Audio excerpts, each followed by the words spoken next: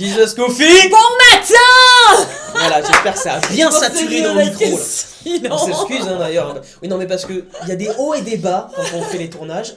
Et il y a le café qui agit quelquefois, qui agit pas, et puis en fonction de... oui, voilà, c'est ça. Donc là, on est encore au mitigé. Il n'est pas encore vraiment là, et puis il est en train de monter. Bon, on démarre, voilà. on démarre. Alors, bon. on y va vite parce qu'on n'a pas beaucoup de temps. De quoi on parle aujourd'hui? On s'est mis le chrono. Ouais, c'est quoi déjà le livre? Philippien. Mais oui, juste après. Philippien que c'est une lettre, encore une fois, qui est écrite par Paul. C'est ça. Donc c'est écrit par Paul. Donc on est sur les Philippiens, vous prenez vite votre Bible, vous allez dans le Nouveau Testament, vous commencez les épîtres.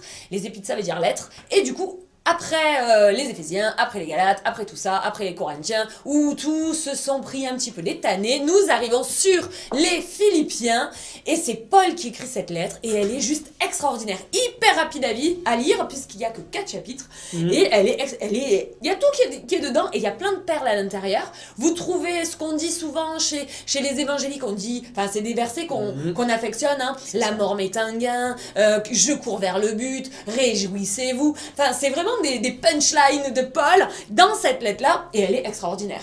Donc ça a été écrit par Paul. Vas-y, continue. Vas-y, continue, c'est moi qui fais l'étude, c'est vrai. Je rigole. Donc, elle est lancée. Alors, il est en prison. Alors, certains commentaires vont vous dire qu'il est en prison à Rome, ce qui peut être vérifiable. Enfin, compréhensible, on va dire. Souvent dans les commentaires, il y a des choses qu'on n'est jamais il se peut aussi que ce soit dans une autre prison, parce qu'il dit j'ai été souvent en prison, et par rapport à certains contextes, il se peut aussi que ce soit à Éphèse, enfin bon, à vérifier. Quoi qu'il en soit, il est en prison. Et on sait que c'est une prison qui est plus souple. Oui, parce qu'en fait, il est quand même relativement libre. Parce que, bon, alors, il reçoit du soutien, il envoie du soutien, il reçoit quelqu'un qui vient l'aider. Enfin, il y a quelque chose. On n'est pas dans des géoles avec les bracelets, comme ce qu'il a pu vivre. C'est ça. Donc, il y a quand même une certaine liberté. Et dans cette liberté-là, il dit « Réjouissez-vous ». Si vous donnez un seul titre, c'est l'épître de la joie, pour moi. Le nombre de fois où il cite la joie, c'est juste... J'ai pas compté. Bah non, j'ai pas compté. C'est pas le but trop de compter ça, mais ça revient, la thématique de la joie, ça n'arrête pas. Et du coup, je te lire. Dans la version Summer. Ouais, le premier 1,4, vas-y. Allez, je prie pour vous tous, en toute occasion. Je prie pour vous tous, en toute occasion. Et c'est toujours avec joie que je le fais. Philippiens 1,4. En fait, il parle aux Philippiens. Et donc, on va un petit peu parler, on va focuser un peu sur les Philippiens. Dans toute sa lettre, on sent un amour particulier pour eux. On sent que il leur dit... D'ailleurs, il n'y a pas de reproche. Enfin, à un moment donné, il parle des faux docteurs. Pas parce qu'il y en a, mais parce qu'il veut les alerter qu'il y en a dans les autres églises. En réalité, il est vraiment très... on sent de l'amour. Il les affectionne plus, quoi. C'est ça. Alors, c'est pas que les autres, ils les aimaient pas. C'est pas ce qu'on veut dire. C'est pas ça, mais il y a une affection qui est partagée. Il y a quelque chose de particulier, et plusieurs fois il en parle. Il parle de la personne que vous m'avez envoyée, vous m'avez soutenu, que ce soit dans vos prières au début et dans un soutien aussi financier, on apprend. C'est vrai. Qui l'ont aidé sur... Mais ça, il s'attarde pas trop sur l'aspect financier, c'est surtout sur l'amour qu'il a pour eux. Ouais. Et autant dans les autres, on a vu, il mettait des tirs, mais il y avait toujours cet amour. Là, il focalise sur l'amour et il met 2-3 tirs. Mais 2-3 tirs c'est pas dans le même ordre.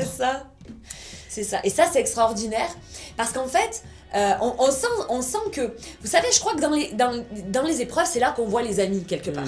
Et je pense qu'il y a vraiment des amis, des vrais amis qu'il a, Paul, dans cette église-là. Et on sent une affection particulière, et certainement qu'ils ont vécu des épreuves particulières.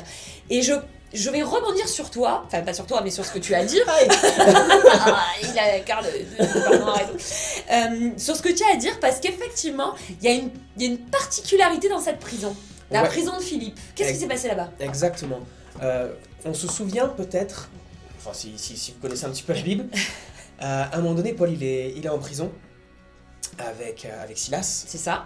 Et là, dans la prison à Philippe, là c'est vraiment la prison, il a les bracelets. C'était pas la liberté, quoi. Et ils se mettent à louer. Souvenez-vous, ils se mettent à louer en plein milieu de la nuit. Et le Seigneur, il fait trembler les murailles, les portes s'ouvrent, il y a tout qui vole en éclats. Et ils sortent. Et le geôlier, c'est ça, on a dit bien geôlier. Ouais, c'est ça. Il va se donner la mort. Et Paul l'arrête. et le geôlier et sa famille sont touchés. Enfin, il y a quelque chose qui se passe. Il fait une réelle rencontre avec Jésus, ce geôlier-là. Et on apprend en fait plus tard, c'est cette église.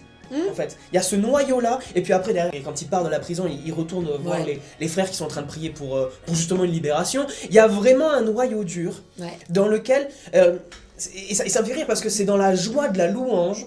Il y a vraiment eu quelque chose, en louange, joie, dans cette prison qui déclenche quelque chose et qu'on retrouve après dans l'épître quand il s'adresse à eux.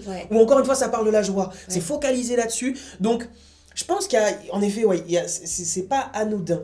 Cette joie-là qu'il y avait dans cette prison, qu'on retrouve encore dans ces épîtres, qu'on retrouve et dans l'amour qu'ils ont ensemble avec ce qu'ils ont pu vivre. C'est ça. Dans l'épreuve, c'est là où on voit les amis, et l'église, elle est là, oui, ils étaient en prison, ça allait pas, ils commencent à louer Dieu, il y a une église derrière qui prie, et les chaînes tombent, les portes s'ouvrent, il y a un truc de dingue qui se passe, et toute une famille se convertit. C'est ça. Et derrière ça, il y a quand même un réveil, donc c'est un truc de dingue. Malgré la persécution qui a Philippe en voilà, plus. c'est ça en fait, c'est parce qu'ils sont dans le service. Ils sont en train de servir Dieu. Ils sont mis en prison, donc il y a une persécution de l'église.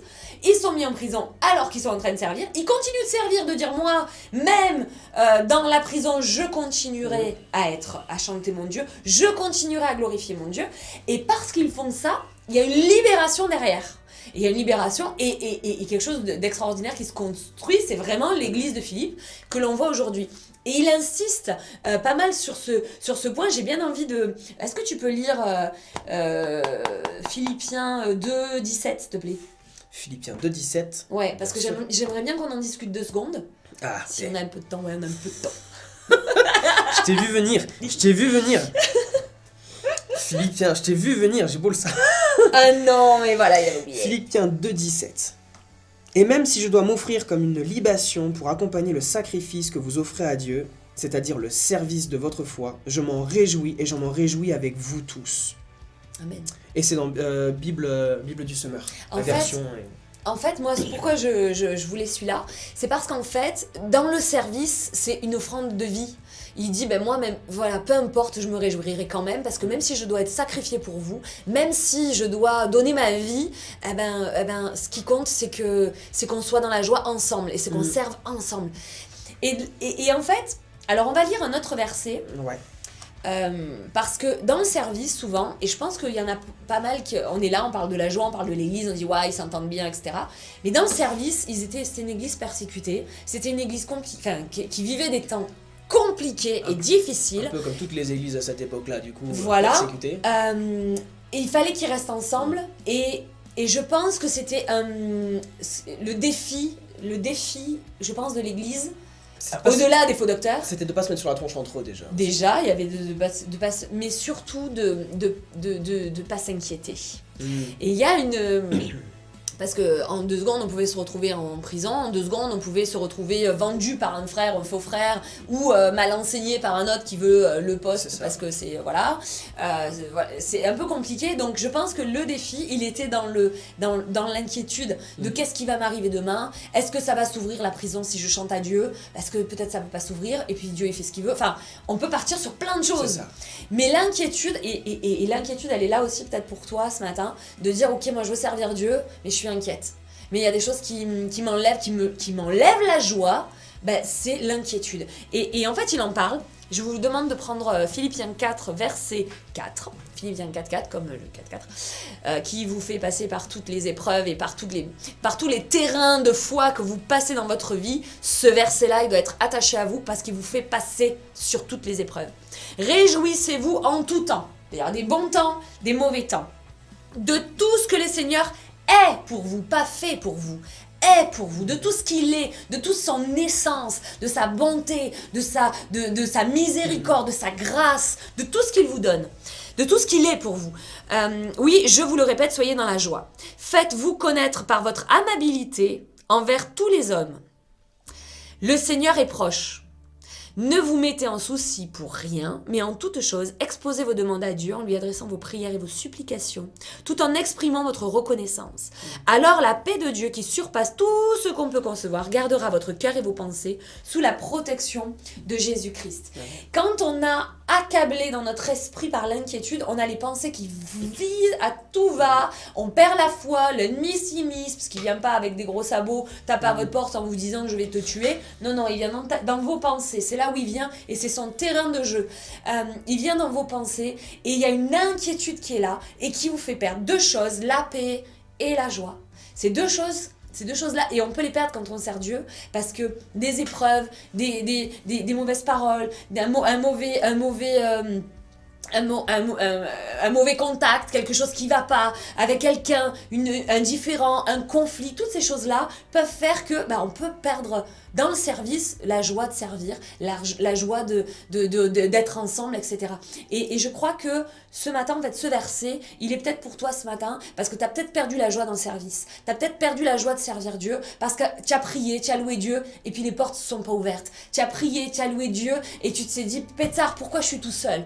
Et tu as perdu parce que tes pensées ont été focalisées sur le souci, et pas sur la puissance de Dieu. Ce matin, vraiment, on va prier ensemble, et on va demander à Dieu de venir te soutenir et te réconforter et te rendre cette joie que tu as perdue et que l'ennemi t'a volée peut-être. Et quand le Seigneur, là, à ce moment-là, dit, quand Paul écrit, il dit « Réjouissez-vous ». Il dit pas et réjouissez-vous en tout temps. Il dit pas si jamais ça va bien, réjouis-toi. Amen. C'est réjouissez-vous, on est sur un ordre. Oui. Et là, tu te dis, mais on m'ordonne de me réjouir alors que ça va pas. C'est vrai. En fait, encore une fois, encore et toujours, c'est entre tes mains. C'est vrai. C'est entre tes mains. C'est à toi de faire le premier pas, de te faire violence pour aller dans sa présence. C'est un acte de foi, comme Amen. dans la prison de ton esprit, dans la prison. C'est j'ordonne à mon âme, loue l'Éternel. C'est ça. Je rentre là-dedans. Je décide de faire cet acte de foi, de cet acte qui violence à ma chair. C'est ça. Et on veut vraiment prier pour ça, pour que rien ne vole ta joie. Amen. Réjouis-toi dans ta situation maintenant. Réjouis-toi malgré. Force, va chercher ça. C'est ça. Tu en es capable, le Seigneur nous a donné cette force-là. C'est ça. Et on est ensemble On est ensemble. pour prier, t'es pas tout seul. Amen. Tu pries, Alex? Je vais prier juste une chose. C'est un ordre, il l'a dit. C'est un ordre de se réjouir. Et c'est un ordre de ne se mettre en souci de rien. C'est fou, hein? Ne vous inquiétez de rien, c'est pas un conseil. C'est un ordre. C'est un ordre que Dieu te donne ce matin, de dire je vais pourvoir. Et confiance. Rentre juste dans ce pas de foi, de dire j'ai décidé de ne pas m'inquiéter. Ça ne veut pas dire que tu n'as pas des actions à faire.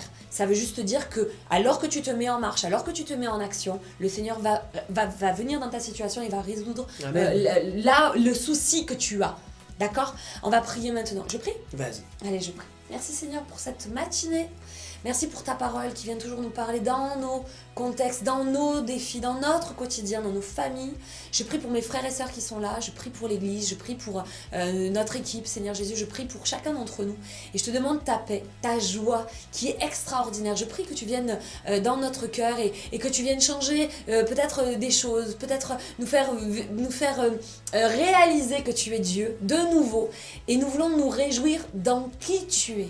Parce que tu es le Dieu de grâce, parce que tu es le Dieu de paix, parce que tu es le Dieu de tout, qui pourvoit en toutes choses. Tu es ce Dieu qui guérit. Seigneur Jésus, ce matin, nous voulons nous réjouir en toi parce que tu es Dieu. Et nous voulons te remercier. Je prie maintenant pour chacun d'entre nous. Je prie pour celui ou celle peut-être ce matin qui est vraiment accablé par les soucis, par l'inquiétude qui vient étreindre son cœur. Je prie qu'il soit libéré. Comme Silas et comme Paul dans la prison, tu fais tomber les chaînes alors qu'il commence à te louer. Tu brises et tu fais tomber les murs alors qu'il élève ton nom, alors qu'il dit et qu'il ordonne à son âme de t'adorer, de te louer. Je prie que maintenant toutes ces chaînes tombent et que l'inquiétude s'en aille parce qu'il espère en toi. Dans le nom puissant de Jésus, j'ai prié. Amen. Amen.